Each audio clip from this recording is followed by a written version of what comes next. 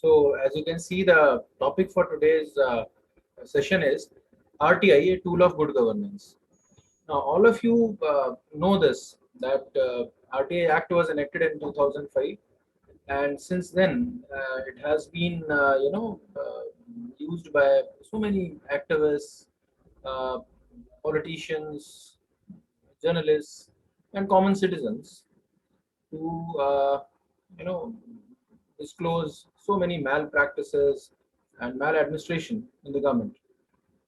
So today we'll discuss that what RTI is, what are basically disclosures, exemptions from disclosures, which the information that you can get and the information which can be denied, and also how you can file RTI online and how it has become a tool of good governance over a period of time. So I will just go through the basics just to give you an idea, and then we'll come to that what basically the provisions of RTI are actually. So when you say RTI, right to information, it is made a right under RTI Act 2005. So it is a right is available to whom? This right is available to every citizen of India to get the information. Now we have to see certain things that when we say that information, so what do we mean by information? And when we say information from government bodies or the public authority, so who is the public authority? So we can see that the information can be sought by the citizen of India, and from whom? From government or public authorities under the government, and even the private bodies. This is very interesting, that because by and large we see that private bodies do not come under RTI. They say that we are not the government. See, the idea is that in the government institutions, the money is being spent, the public money has been spent. So, therefore, citizens have the right to know how basically their money is being spent, and what the government is doing with their money and how efficient the administration is. So, they have a stake in the administration. But the question arises that when in the private organization, the money is being not of the public, largely of the private uh, people or privately arranged. So larger public interest is not there. However, there are certain private bodies where the public interest is being there. So can you seek information from such private bodies? We can see that over a period of time, CIC has given the judgments and has said that we can obtain information even from private bodies if they come under the some government institutions, some government bodies. So we can access the information through the government bodies from the private bodies. For example, for example, if you want any information from a private school, so it is better. Now there are certain information which the private schools will be sharing with the Directorate of Education. So you can file your RTI in Directorate of Education, and you can seek the information about a private school through the Directorate of Education. So you cannot file RTI directly in the private body in a private school, but you can seek the information routing it through the government institution. So basically what we can see that over a period of time, the RTI initially was not much popular, but it has become popular, and so much of jurisprudence had taken place. The refinements have been there, and the courts and the judiciary has expanded that, and the further refinements, successive refinements have taken place, which tells that what we can get information, what type of information we can get under the RTI and which we cannot. So as you know that basically it is coming from where? Article 19(1)(a), the fundamental right, right to freedom of speech and expression. So basically it emerges from there, and it was enacted in 2005. Uh, so if we, just for the sake of the knowledge, if you find that first RTI law was where? It was, enacted where? So it was in Sweden in 1766. So you can see that we enacted in 2005, and in Sweden it was in 1766. So uh, basically the pillars, of any democracy, the transparency, accountability, they come through. The RTI helps in achieving them. We'll see what basically they are. So idea of RTI was conceived by a former Prime Minister VP Singh in 1990s, but he could not give this, it could not be given the shape. The first grassroots campaign, this is very important, the first grassroots campaign for introduction of RTI was started by MKSS, Mazdoor Kisan Shakti Sangathan in 1994 in Rajasthan. Then you can see National Campaign for People's RTI was formed in 1966, and then Freedom of Information Act 2002 was passed. Now there was a difference between Freedom of Information Act 2002 and RTI Act 2005. So freedom of information gives you freedom, but it does not mandate the right. So the government institutions may deny, they may not give you the information. But when RTI Act was passed, it was mandated that the public authorities have to give the information. So mandate of the RTI Act is to disseminate information held by public authorities. So public authorities, I will see that what are public authorities, except that which is exempted under any of the provisions of the Act or any other special law. So the provisions of RTI Act should be enforced strictly, and all efforts should be made to bring it to the light to the necessary information which relates to securing transparency and accountability in the working of public authorities and discouraging corruption. Okay, the bottom line, I will tell you that what information can be denied and what cannot be denied. The bottom line is that any information which cannot be denied to the parliament cannot be denied to the citizen of India.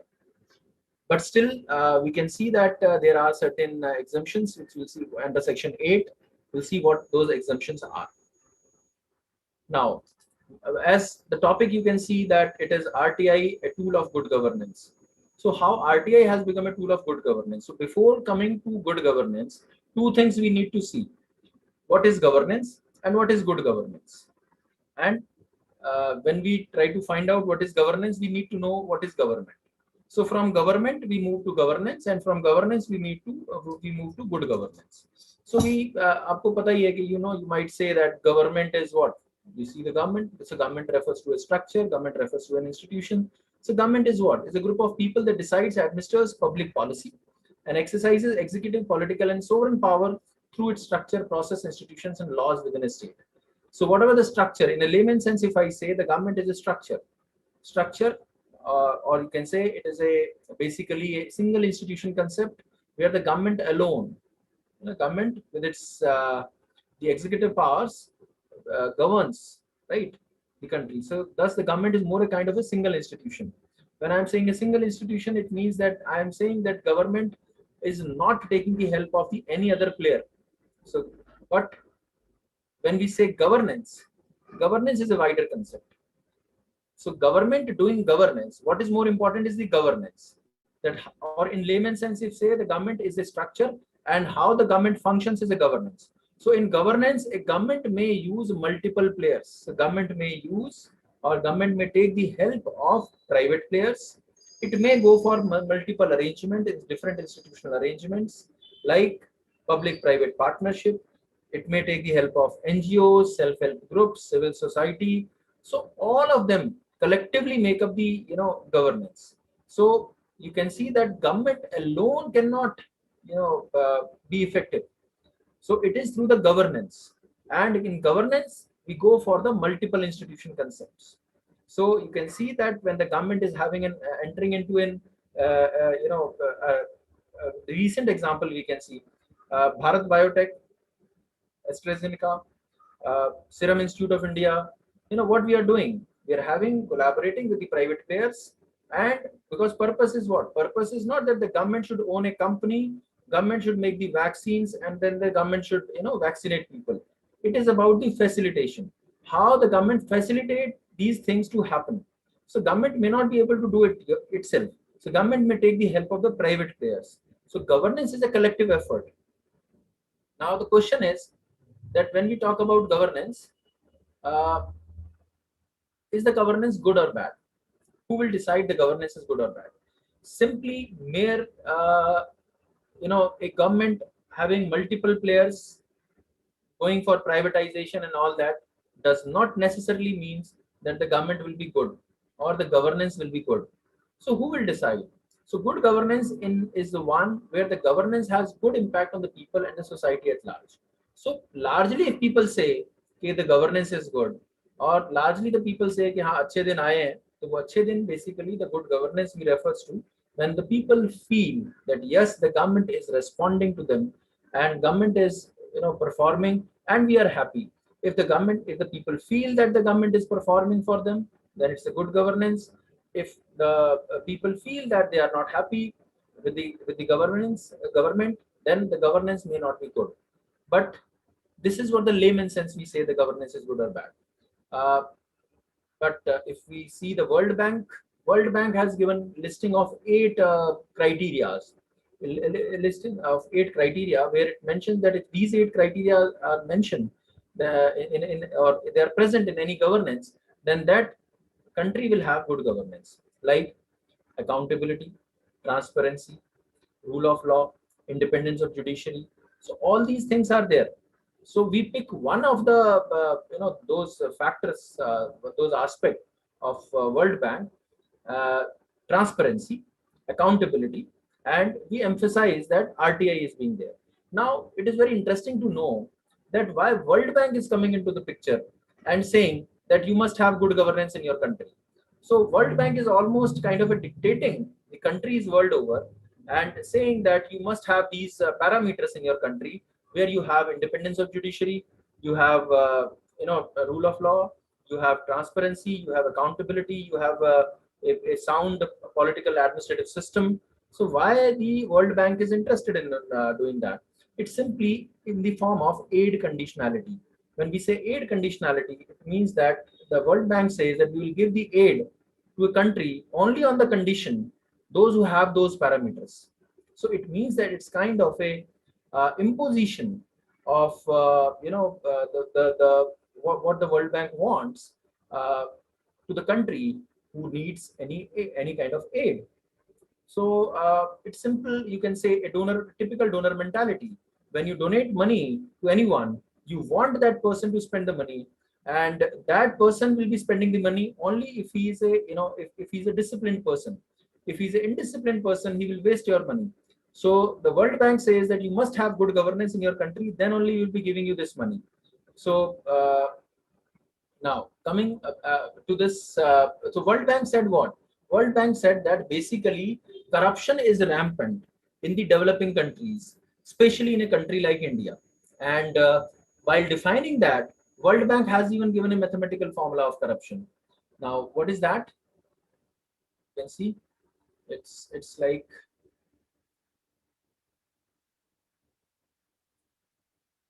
corruption is equals to monopoly. कैसे हटेगा ऊपर वाला height कैसे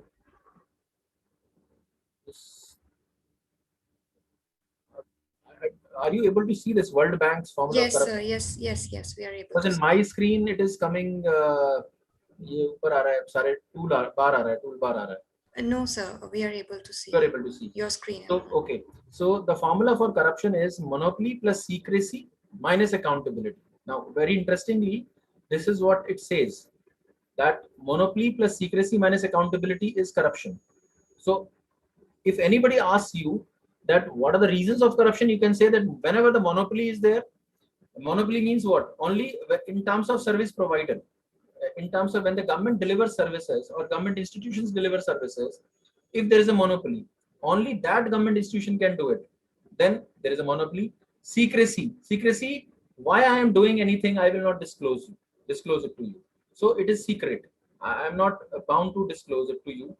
Accountability, then I am not answerable to you as well. Why I am doing so. So if these things are there, then the corruption is bound to happen. So you can see that, for example, police, there is a monopoly. FIR can be registered only by police. There is no other institution, so there is a monopoly, right? So secrecy is also there. There was an Official Secrets Act, which prohibited the government servants to disclose any government information. And then accountability. They were not answerable also to the public. So it means that if you want to reduce corruption, what should be done? So you can reduce monopoly. The idea is that monopoly should be reduced. Monopoly of these institutions should be reduced. So how you can reduce monopoly? You can reduce monopoly through privatization.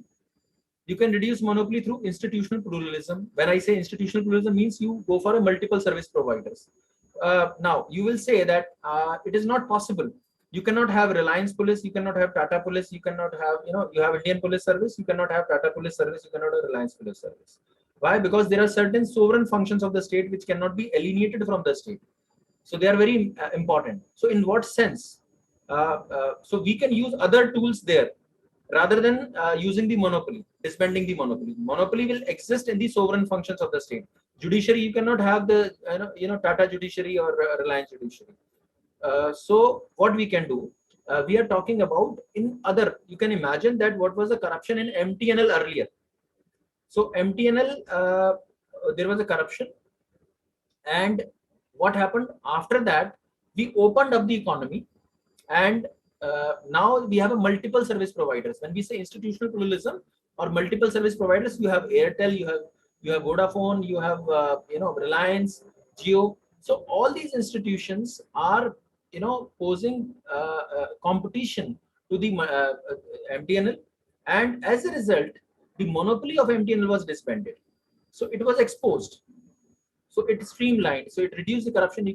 I can recall that linemen used to charge 100 rupees अगर कोई line में कोई disconnect हो जाता था. So it was possible only because there was a monopoly of a particular service provider. So whenever it is there, or this can be anywhere, that in the transportation, that only one service provider is there, wherever you will find that only that person can do it, he will exploit that situation and will do corruption. Secrecy, I will not disclose it. So how you can reduce the secrecy in a government institution, as I told you, in police or in the judiciary or in any other government department, where you cannot alienate the function of sovereign function of the state. You cannot have you can see that we are looking for privatizing Air India. We are also looking for privatizing railways. We have already privatized electricity. So wherever the user pay relationship is there, where the people pay and they get the service. So those services can be privatized, right? Where and they, at the same time, they do not affect the sovereign functions of the state. So we are trying to do that as far as possible. We are doing that because most of the time we see that government servants are inefficient, or the government offices, you go a simple, whenever you will go to any government office, you can just visualize a picture that the files are piling up, and the Babu is just sitting there and will switch off his everything at sharp 1 p.m. and will come back at 2:10, lunch karega 1 घंटा 10 minute के बाद ही आएगा, and when he will go to office home in the evening, he will shut down his office PC and all that at 4:30, right? So so there is no incentive for him to give the commitment, or to work hard. So and because there is no competition, so but when the multiple institution players are there, when you privatize, the things change. So coming back to secrecy, so how you can reduce the secrecy in a government department? There are two ways to remove the secrecy.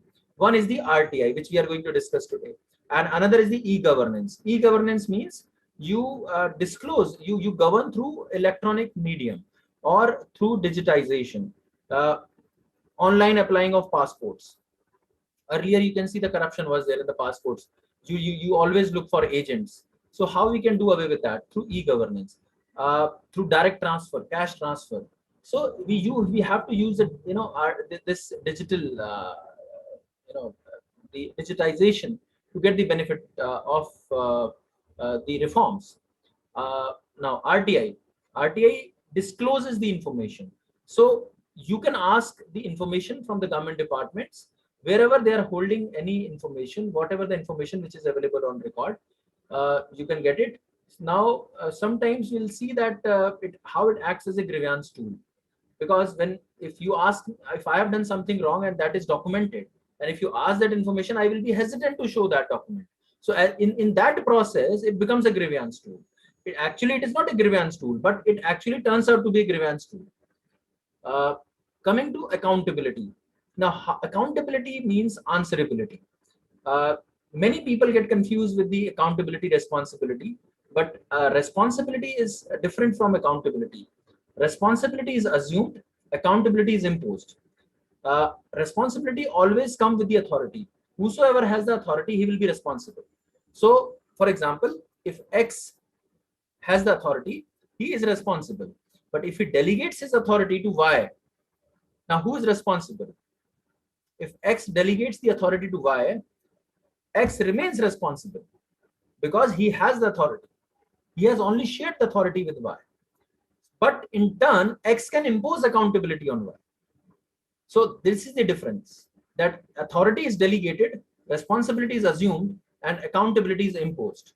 So you cannot simply absolve yourself from the responsibility whenever you delegate the authority.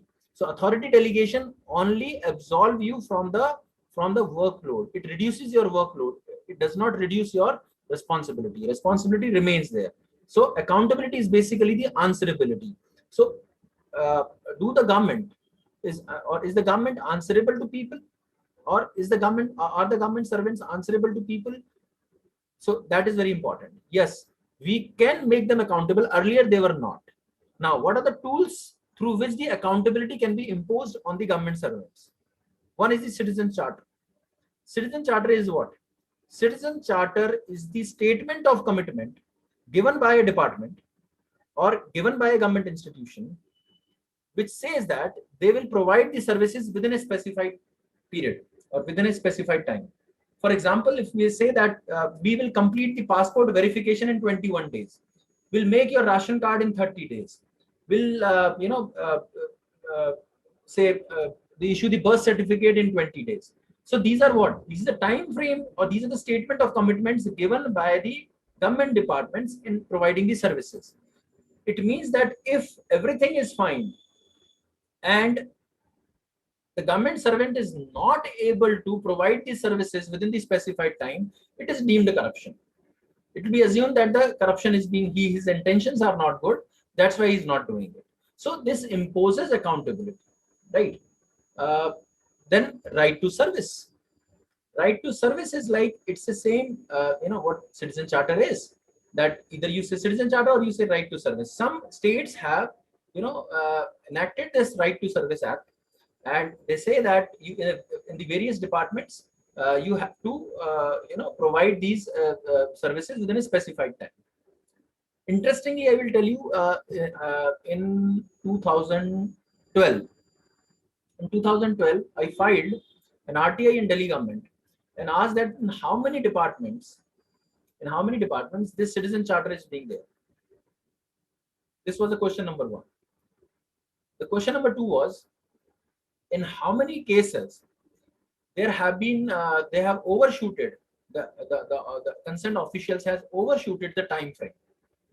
And the third question was that in how many cases the penalty was imposed on the erring officers. So answer to the question number one was that in more than 32 departments their citizen charter was implemented. Answer to query number two was that in more than 10,000 cases in the last 1 year, the time limit has been was overshooted. And interestingly, the answer to question number three was that in how many cases the erring officials were penalized, it was nil. So sometimes it becomes, toothless unless and until it is backed by any law. So there is no Citizen Charter Act at the central level. So it was demanded by Lokpal, through Lokpal, that Lokpal will be there. So checking the corruption at the highest level and going till right at the bottom, but it has not been there. One more thing, that was a social audit. So social audit is also a tool of accountability, and it can help in bringing the good governance. So what is social audit? Social audit is when any member of the public, audit the government work. Now, always remember, social audit cannot be done without RTI. RTI and social audit are the two sides of the same coin. They go hand in hand. So you cannot have you cannot have social audit. So what, for example, I conducted social audit. How I conducted social audit? I filed an RTI in my area and asked that give me the documents about the construction of the road. That what is the depth of the road, the material which has been used, and the area that has been there, the calculated by the contractor and the government which has paid the money. Now, when I got this document, I got the lab testing of the material, and it was found that it was not there. So lab testing report was there, and the tender document was there. And this is what the social audit is. That any member of the public can conduct this audit and can see that yes, what the government departments are doing. But I have not come across, very few people. Largely, RTI is used only to settle personal scores. There are very few people those use RTI for larger public interest. Even I am saying that if the people start using the RTI, even for whatever wrong you are seeing, the things will get streamlined. So the purpose of this talk is that if today, after today, if you are able to learn that what RTI is, and if you are able to use it, so it will be a great help to the nation also, to imposing accountability on the politicians and the government administration.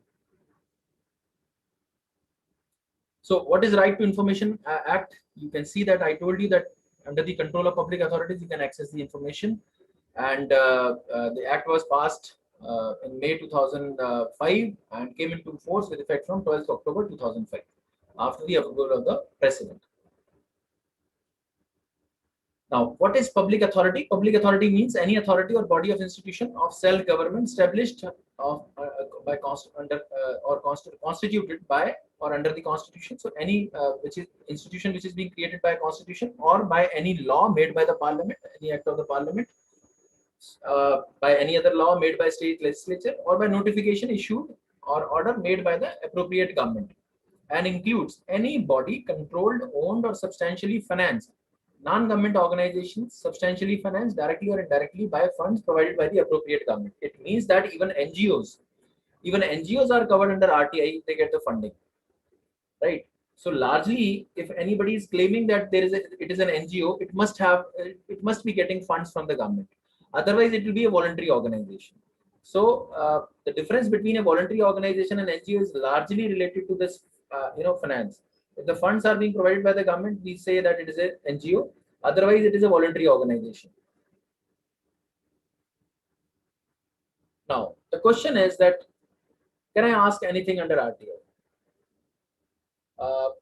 Most of the people, आपने देखा होगा लोग बोलते हैं मैं RTI लगा दूंगा, मैं ये कर दूंगा. भाई RTI लगा दोगे, you can file RTI, but you should know that what you can ask in RTI, and how smartly you can put the government officers under pressure. So always remember that you can ask only that information which is available on record, and PIOs are not bound to generate the information. For example, आपने पूछा, for example, you filed an RTI and you said that what is going on between the teachers nowadays. You filed an RTI in your college, and you see what is going on between the teachers, what they were discussing in the staff room, what are they discussing in the staff room. Now, even though as a PIO, I may be knowing what is going on, but I am not supposed to generate the information. I have to see that what information is available on record, official record. If any information which is not available on official record, I am not bound to give it. So I cannot give it. So I will give only that information. I will provide only that information which is available on record.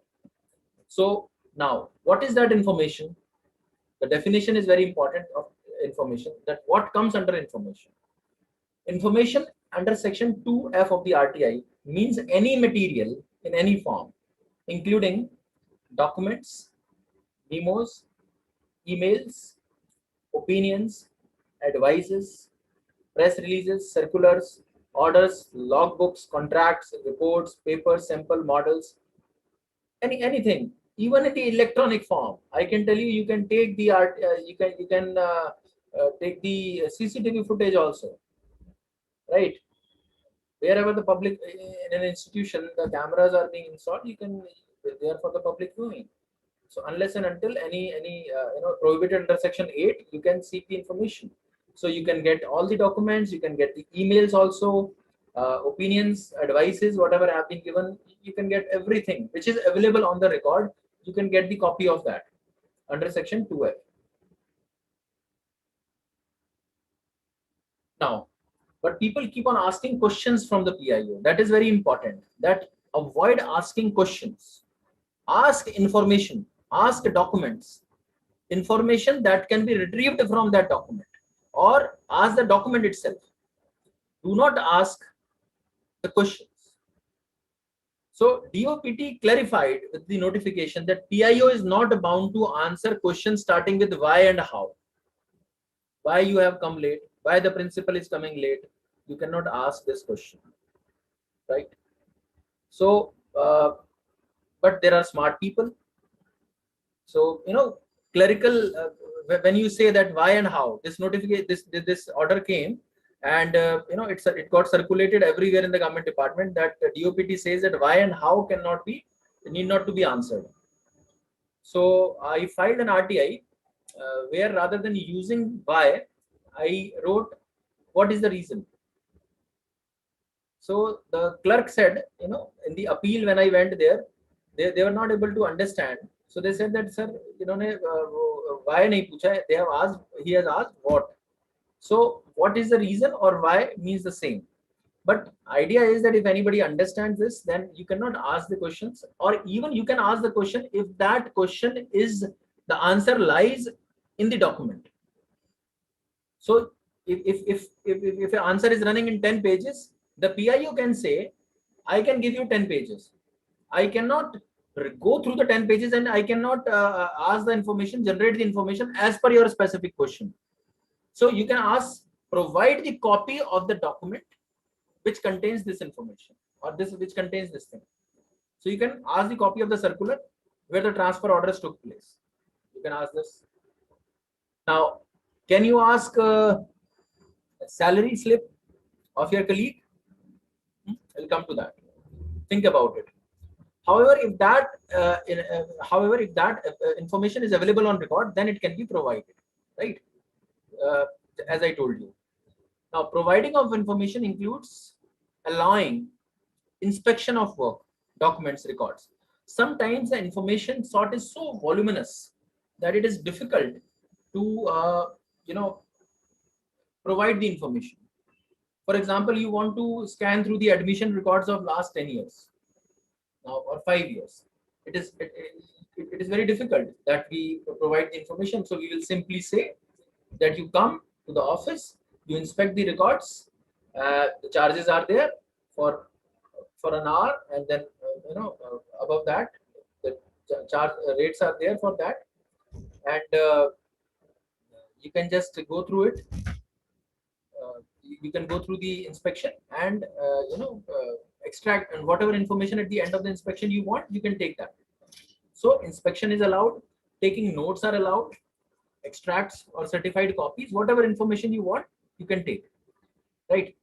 So you can take the if you want, you can take the information in the CDs also, but there are charges for that.